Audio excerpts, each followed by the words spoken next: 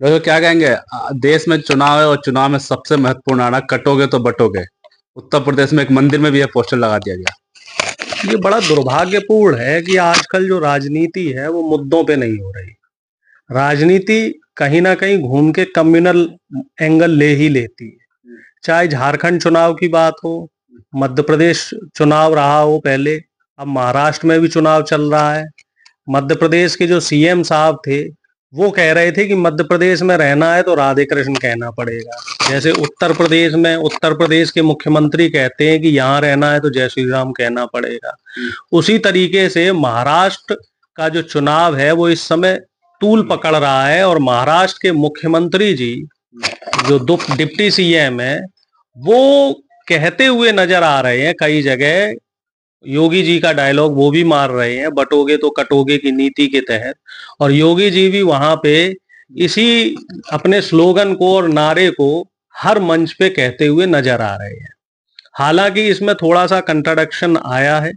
India गठबंधन के जो घटक दल हैं उन्होंने इस पे कई बातें कही हैं। अखिलेश यादव जी का बयान आया है कि जुड़ोगे तो जीतोगे, यानी कि जो पीडीए है, पिछड़ा दलित और अल्पसंख्यक, इनको आपस में जुड़े रहना है। 85% वोट को एकजुट होकर बीजेपी के खिलाफ वोटिंग के लिए वो प्रेरित कर रहे हैं। इसी से मिलता जुलता एक बयान बहन मायावती जी का भी आया है।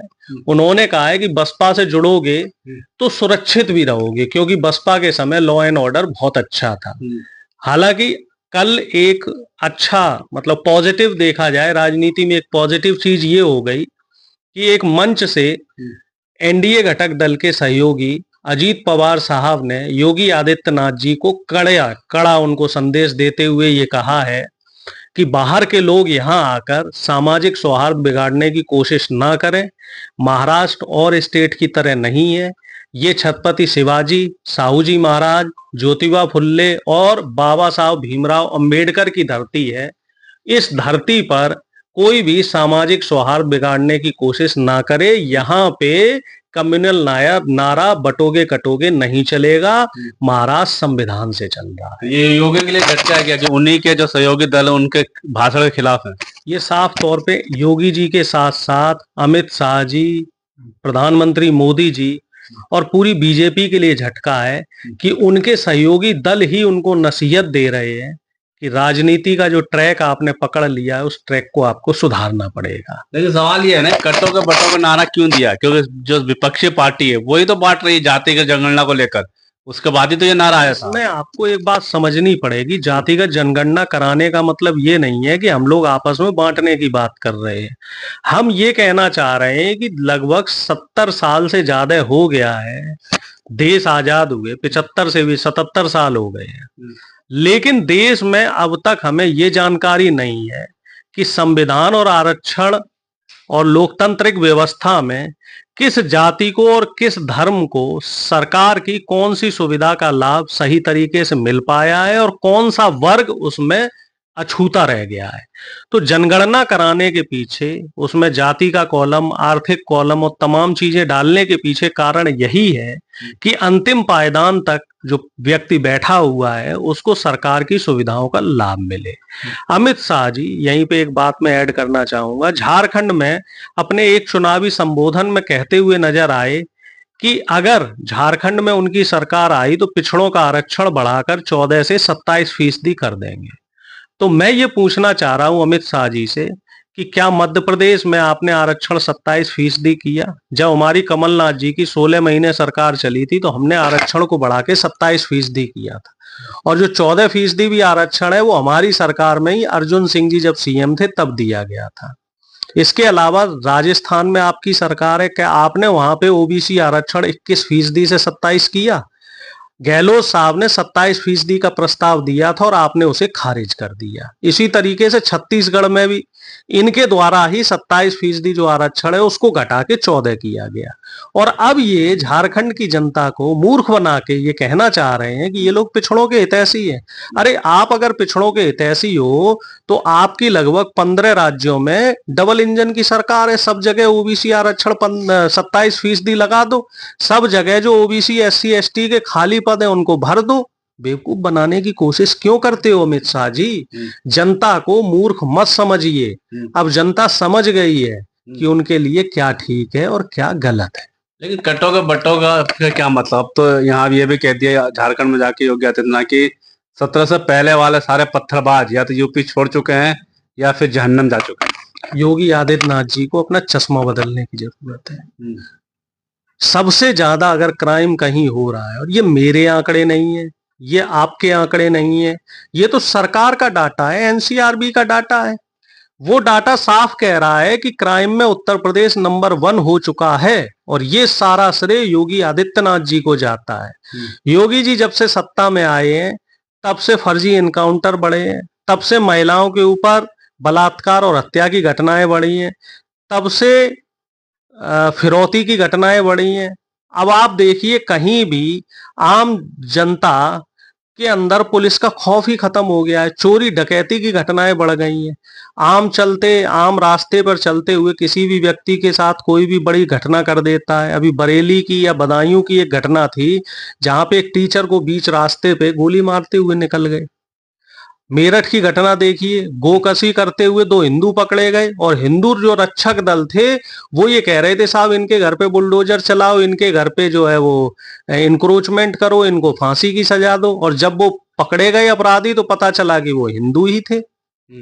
और इसके अलावा जो बीजेपी के सहयोगी दल हैं, बीजेपी के जो नेता हैं, वही लोग क्राइम करने में चारों तरफ देखे जा रहे हैं। क्राइम करने में आ गए, लेकिन कटेंगे क्यों, बटेंगे कौन काटेगा? देखिए ऐसा है, ये इसमें कटेंगे बटेंगे इनका साफ जो इसमें संकेत है वो हिंदू मुस्लिम की तरफ है।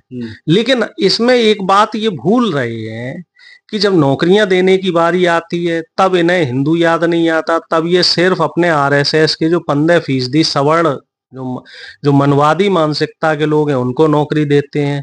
दलित और पिछड़े तब हिंदू नहीं होते हैं। जब सरकार की कोई सुविधा देने की बात आती है, तमाम कोई योजनाएं आती हैं, तब आप अपने अपने लोगों को सुविधा देते हो, तब वो हिंदू याद नहीं आते।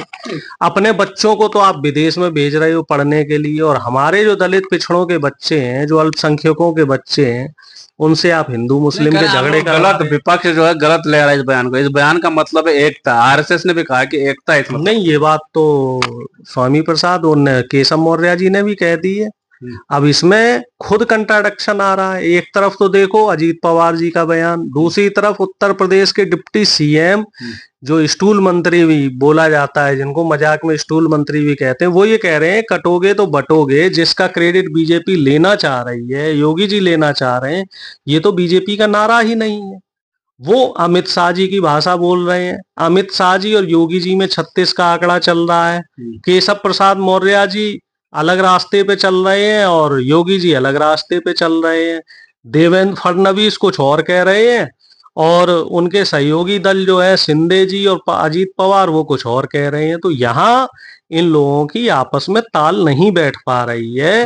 इन लोगों का डांस करने का तरीका अलग है और जो म्यूजिक बज रहा है वो अलग तरीके का बज रहा है। आपस में सुरताल मिल नहीं पा रहे हैं। मामला ये हो गया है, ताल मिल नहीं पा रहे, लेकिन कैसा सुरताल नहीं मिल पा रहे हैं साहब। सुरताल इनके बिगड़े हुए हैं। आप भी इन दो तो क्यों बट रहे हैं? आप जुड़े रहिए। हम कहाँ बटे हुए हैं, हम तो जुड़े ही हैं। हम तो ये कह रहे हैं कि 85% जो हमारे देश में बहुजन है उसको उसका अधिकार दो।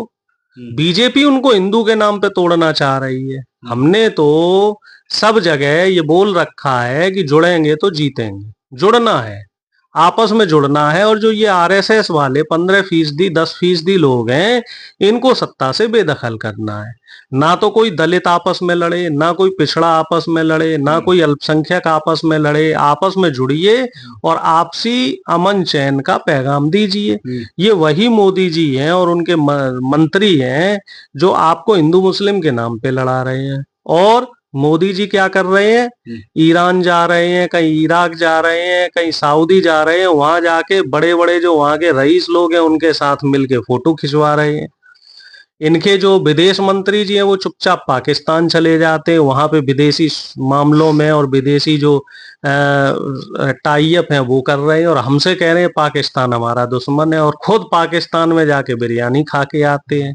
अब यही मान लीजिए कोई कांग्रेस का या इंडिया गठबंधन का कोई नेता चला गया होता तो अब तक तांडव मचा दिया मुद्दा होता। यही है क्या इस बार चुनाव में मुद्दा वही है, डेवलपमेंट को लेके, महंगाई को लेके, बेरोजगारी को लेके, बस बीजेपी मुद्दों को बदलना चाह रही है। असर करेगा क्या ये भाषण? अब ये बात तो जनता बेहतर बताएगी, जनता बता पाएगी कि क्या मुद्दे असर कर रहे हैं, क्या मुद्दे असर नहीं कर रहे हैं। लेकिन महाराष्ट्र में जो चुनाव है वो बिल्कुल बेदम हो चुका है, बीजेपी के लिए वहां कुछ बचा नहीं है। इसी वजह से आपने देखा होगा कि मोदी जी की रैलियां कम से कम हो रही हैं महाराष्ट्र में। ऐसा तो हरियाणा में भी कम से कम मोदी जीते तो मोदी जी के जो बयान हैं वो नहीं आ रहे हैं। और रही बात आप हरियाणा की कह रहे हैं, तो हरियाणा में सबको पता है कि लास्ट में इन्होंने क्या किया है। लास्ट में जो ईवीएम और मशीनों का खेल इन्होंने खेला है, हालांकि देखिए हार हार होती है और जीत जीत होती है, फिर भी आप देखो कि वहां वोट परसेंटेज 1% से भी कम रहा है। अब वो हरियाणा की चीज तो आप छोड़ दीजिए, जो पुराना हुआ, लेकिन हम आपसे महाराष्ट्र की और झारखंड की बात करें तो मोदी जी बैकफुट पे हैं। अब चुनाव का परिणाम कुछ भी हो सकता है, हो सकता है एनडीए जीते, हो सकता है इंडिया जीते। वो अपने लिए प्रयास कर रहे हैं, हम अपने लिए प्रयास कर रहे हैं, लेकिन हमें ऐसा लग रहा है कि हम दोनों जगह प्लस में हैं और जनता से अच्छे से कनेक्ट कर पा रहे हैं। मोदी जी के बयान की बात करें, मोदी जी का बयान आया तो झारखंड में कह रहे हैं कि घुसपैठिया लेकर आते विपक्ष, सर से ये आपकी बेटी भी छीन लेंगे, आपकी रोटी भी छीन लेंगे। आप 11 साल से क्या कर रहे हैं? प्रधानमंत्री जी को कोई समझाए कि 11 साल से आप कुंभकर्णी नींद में पड़े हुए हो, कुंभकर्ण की तरह आप सो रहे हो। आपको 11 साल में देश में घुसपैठ ही नहीं दिखे। 11 साल से आपको ऐसे लोग नहीं दिखे जो माटी छीनने वाले हो, रोटी छीनने वाले हो, बेटी छीनने वाले हो। और अगर आपको दिख रहे थे तो आपने उनके खिलाफ अब तक कोई एक्शन क्यों नहीं लिया? क्या आप चुनाव आने का इंतजार करते हो कि चुनाव आएगा और हम डायलॉग बाजी करेंगे? और आप तो नॉन बायोलॉजिकल हो, अवतारी पुरुष हो, तो आपको तो अपने आप ही आपके दिमाग में ये चीजें आनी चाहिए, आपको तो सपने आ जाने चाहिए। अब तक उनको आप भस्म कर देते। आपके पास तो दिव्य और अलौकिक शक्तियां हैं मोदी जी, आप तो उन्हें भस्म कर देते। और आपके राज्य में, आपके शासन काल में अगर घुसपैठिए बढ़े हैं, इसका मतलब आपने काम अपना ईमानदारी से नहीं किया है। अब ये महाराष्ट्र में कह रहे हैं कि मुंबई में बांग्लादेशी आ गए, और जबकि सरकार ने स्पष्टीकरण दिया है, जो राज्य सरकार की सीआईडी ने कहा है कि कोई घुसपैठी नहीं आया है। जो ये ट्वीट हुआ है या जो भी ये बयानबाजी हुई है, ये निराधार हुई है। लेकिन मोदी जी कह तो रहे हैं कि पानी अब सर से ऊपर आ गया है, अब जो एक एक वोट दे के जनता जो है बीजेपी को जीता है। तो अब तक 11 साल से मोदी जी क्या कर रहे थे? 11 साल से पानी ऊपर आने का इंतजार कर रहे थे। इसका मतलब कहीं ना कहीं मोदी जी भी इस षड्यंत्र में शामिल है। बांग्लादेशी घुसपैठी या मान लीजिए पाकिस्तानी घुसपैठी या और भी किसी देश का घुसपैठी अगर आ रहा है हमारे यहाँ और मोदी जी उसको आने दे रहे हैं, तो इसका मतलब हमारी विदेश नीति और रक्षा नीति कमजोर है, हमारी कहीं ना कहीं सुरक्षा में चूक हुई है। इसका मतलब आपकी सरकार का फेल्योर है। मोदी जी तो अपनी सरकार के फेल्योर को खुद आपके सामने बता रहे हैं, और फिर उस पर आप कैसे पीठ थपथपा सकते हैं? अगर 11 साल आपकी सरकार में रहने के बाद भी आपने मुसलमानों की चूड़ियां नहीं चढ़ा पाई हैं, मुसलमानों को टाइट नहीं कर पाया है, इसका मतलब आप उनके साथ जुड़े हुए हैं। जब ओवैसी बंधु इस तरह के कम्युनल हारमोनी को बिगाड़ने के लिए बदसलूकी और बदबयानबाजी करते हैं, तो उनके ऊपर आप क्यों एक्शन नहीं लेते हैं? और इंडिया गठबंधन का कोई नेता अगर कुछ बोल दे तो उसके ऊपर आप सीबीआई, ईडी से लेके तमाम जांच एजेंसियां बचाने के लिए एनडीए को लाना पड़ेगा। बेटी तो सबसे ज्यादा इनके राज्य में परेशान है। सबसे ज्यादा जो प्रताड़ना हो रही है इन्हीं के शासनकाल में हो रही है। आप क्राइम डाटा देख लीजिए, 2014 से लेके अब तक का हर साल महिला के ऊपर उत्पीड़न की और हत्या की और शोषण की घटनाओं में गुणोत्तर रूप में वृद्धि हो रही है।